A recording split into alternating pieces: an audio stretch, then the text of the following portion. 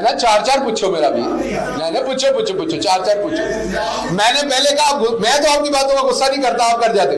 जब मेरा पहले पंजाब में टेन्योर था, मुझे याद है पहले 2-3 महीने बड़े ही औखे सन। जरा दोबारा हवा बदली है, 2-3 महीने बड़े औखे ने, फिर ठीक हो जाएगा मौसम, सौन भादों निकल जाएगा।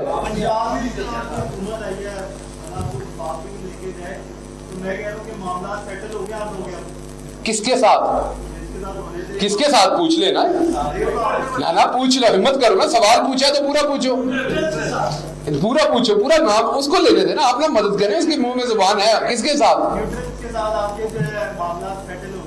तो आप कहना चाह रहे हैं कि पहले हमारे मामला उनके साथ सेटल नहीं थे, हमारे साथ जो हुआ वो उनके साथ मामला नहीं सेटल होने की वजह से हुआ।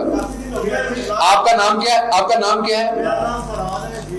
ये जी फराज साहब जीएनएन से कह रहे हैं कि न्यूट्रल्स के साथ हमारे जो तल्लुकात ठीक नहीं थे, उसकी वजह से हमारी हुकूमत गई। तो आईएसपीआर साहब जरा चट्टा साहब से बात करें कि इनको पूरा मुकम्मल जो है ना जवाब दे कि हमारे तल्लुकात ठीक थे या गलत थे, या आप इन्हें जवाब दें।